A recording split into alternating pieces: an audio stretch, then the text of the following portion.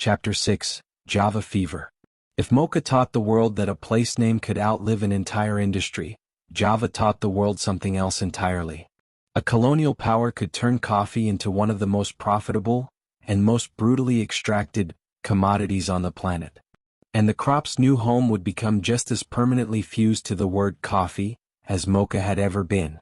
We left the Dutch in the previous chapter, having finally established a thriving coffee plantation from cuttings shipped over from India's Malabar coast in 1699. What we didn't cover is what happened next.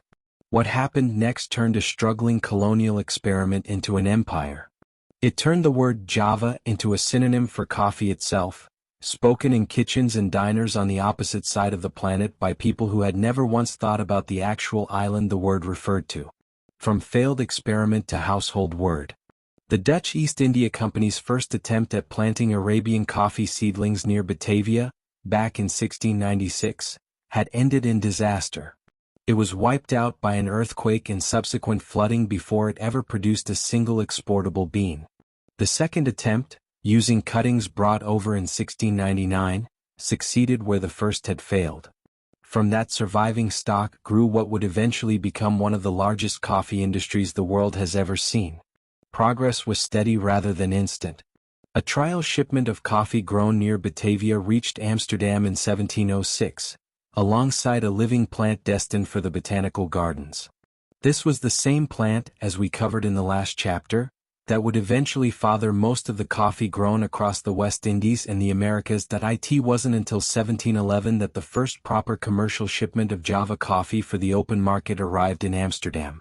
It was a modest 894 pounds, gathered from plantations around Jakarta and the island's interior. At auction, that first shipment sold for roughly 47 cents per pound, an almost unrecognizable price by later standards, but proof that a genuine market for Javanese coffee already existed. From that small beginning, Java coffee's reputation grew so quickly and so completely that within a few generations, the name of the island had become permanently, inseparably linked to coffee itself. It wasn't just a point of geographic origin anymore. It became an actual synonym for the drink, used casually in countries whose citizens had never seen the island and in most cases, couldn't have located it on a map. It happened to Mocha. Now it was happening to Java, on an even larger scale.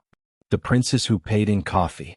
Long before the Dutch government took direct control of coffee cultivation on the island, the local rulers of a region called Preanger were already deeply entangled in the trade, on decidedly unequal terms.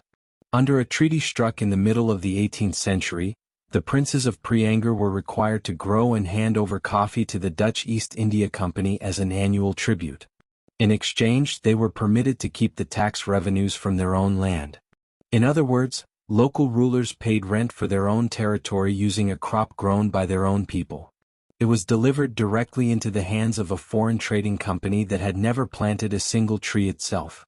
It was an arrangement that generated enormous quantities of coffee for Dutch export while asking almost nothing of the company beyond collection and shipping. For a 5-year stretch between 1811 and 1816, when the British seized temporary control of the island during the Napoleonic Wars, the coffee plantations were largely left to fall into disrepair. But when the Dutch returned, they didn't simply restore what had existed before.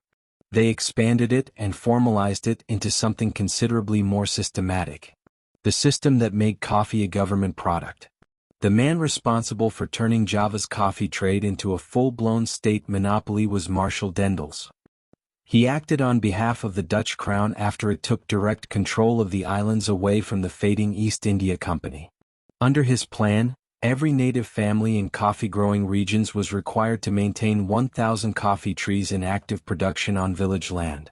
They had to hand over 2/5 of the entire harvest to the government, cleaned, sorted, and delivered directly to government storehouses.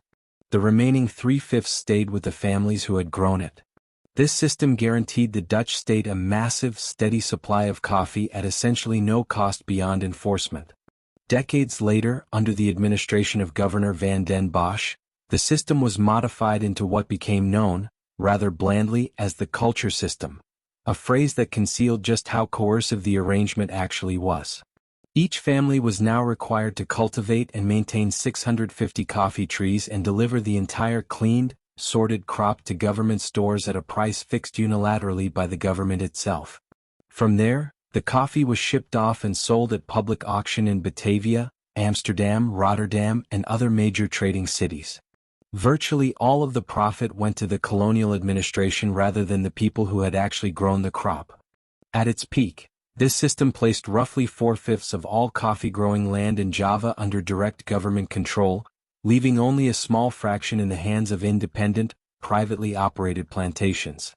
For an enormous stretch of the 18th and 19th centuries, Java's entire coffee economy functioned less like a free market and more like a captive agricultural workforce. People grew a crop they had little say over, for a price they had no power to negotiate, to satisfy a demand thousands of miles away that most of them would never personally witness or benefit from. Forced labor doesn't grow good coffee. Here's the detail that makes this whole system even more damning in hindsight: it wasn't even particularly efficient. Historical yield records show that government-controlled plantations, worked under this system of compulsory cultivation, produced only about half a pound of coffee per tree on average. Privately owned and operated plantations, by contrast, working the exact same crop in the exact same climate, consistently produced 1 to 2 full pounds of coffee per tree, 2 to 4 times the output. The explanation isn't mysterious. Forced labor was extracted from people with no ownership stake in what they were growing and no meaningful say in how they were compensated. It was, in the blunt words of one contemporary account, naturally slow, careless, and indifferent. People work differently when they're building something for themselves than when they're fulfilling a quota for someone else's profit. Java's own production numbers quietly proved the point for decades before anyone in the colonial administration was willing to act on it. Gradually, over the course of the 19th century, privately operated plantations expanded well beyond the reach of the government system. By the century's end, private growers were producing and exporting more coffee than the Dutch government itself. The state finally withdrew from direct coffee cultivation in Java in 1905, holding its last government coffee auction that same June. The parallel monopoly the Dutch had maintained in Sumatra ended a few years later, in 1908.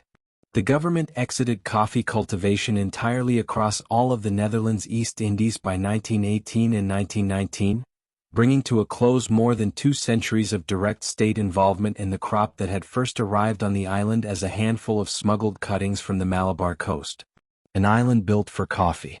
Whatever the injustices of how it was extracted, there's no disputing that Java's climate and terrain turned out to be extraordinarily well suited to coffee cultivation. In the highlands, where altitude and soil conditions were ideal, Arabica trees could remain productive for as long as 30 years, planted at elevations between 3,000 and 4,000 feet. Down at lower elevations, the more resilient Robusta variety thrived even below 1,000 feet, though its productive lifespan was considerably shorter, lasting only about a decade before decline set in. On some of the older highland plantations, where pruning had never been rigorously enforced, individual coffee trees grew astonishingly tall, 30 to 40 feet in some cases. They grew tall enough that pickers needed ladders simply to reach the ripening cherries, a labor-intensive image that stands in sharp contrast to the neatly pruned, waist-high rows most people picture today when they imagine a coffee plantation. Despite the extra effort involved, some of these towering old trees produced as much as 6 or 7 pounds of coffee each, considerably more than the yields typical of most modern commercial operations. By the early 20th century, coffee was being commercially grown across nearly every political district on the island. But the overwhelming bulk of production, some 87%, came from just 2 regencies, Bisoki and Peso-Irian. These names appeared on shipping manifests and coffeehouse menus across Europe and America, even though almost none of the people drinking that coffee could have told you where those regions actually were. A striking contrast at home. There's an irony worth sitting with here. While the Dutch colonial government was busy building one of history's more coercive coffee production systems on the other side of the world, coffee drinking back home in the Netherlands proceeded without a single episode of the kind of persecution we spent 2 entire chapters covering elsewhere. There was no Dutch equivalent of care-based trial in Mocha.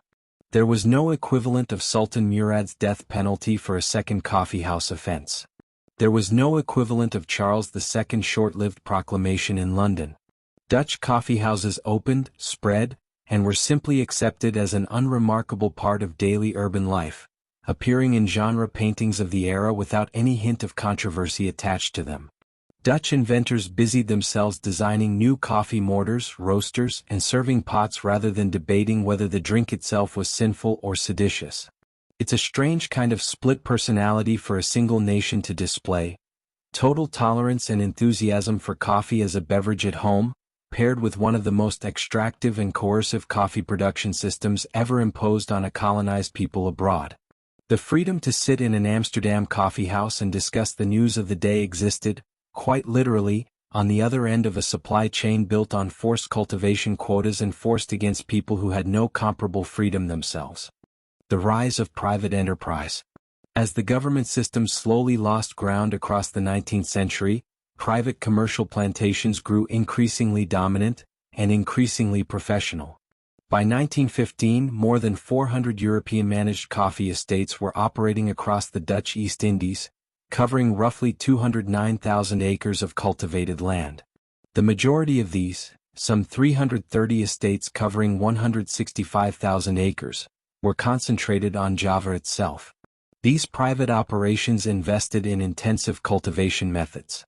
They benefited from government-run experimental stations dedicated specifically to improving coffee strains and growing techniques, a level of agricultural investment that the old forced labor village plots had never received. Production swung considerably from year to year depending on weather, disease, and shifting global demand. Java alone produced nearly 67 million pounds of coffee in 1906, then saw output fall by more than half the very next year due to poor conditions, before partially recovering again. By 1919, the entire Netherlands East Indies produced just over 97 million pounds of coffee in total. That was a modest decline from the previous year's crop, but still a staggering volume for a colonial coffee industry that had begun, barely 2 centuries earlier, with a single earthquake-destroyed planting near Batavia. A name that became a word. And that, in the end, is the strangest parallel between this chapter and the one before it about Mocha. An entire port city's name became detached from the place itself and turned into a generic label for a certain style of coffee. The island of Java underwent the exact same linguistic transformation, but on an even larger scale. Java didn't just describe a type of coffee bean. It became, in everyday English and several other languages, a straightforward slang term for coffee itself. Ordering a cup of Java doesn't require any awareness that Java is a real island in Indonesia, home to volcanoes, cities, and millions of people entirely unconnected to a coffee cup on a diner counter halfway around the world. But where Mocha's fame rested on centuries of legitimate, if fiercely guarded, agricultural trade, Java's global fame was built substantially on a foundation of compulsory labor. Families were required by law to grow a crop, hand most of it over at a government-fixed price, and receive comparatively little in return. All of this happened so that a word bearing their island's name could eventually become shorthand for a beverage enjoyed casually by people who would never know the difference between voluntary trade and coerced production. What's coming next? If Java shows what happens when a colonial government builds an entire coffee economy on compulsory native labor, our next chapter takes that same basic pattern and pushes it even further, into darker and more consequential territory. While the Dutch were perfecting their culture system in Java, a very different colonial power on the opposite side of the world was building what would eventually become the single largest coffee-producing country the planet has ever seen. And they were doing it on the backs of enslaved people, on a scale that would ultimately dwarf everything we've covered so far combined. In the next chapter we're heading to Brazil.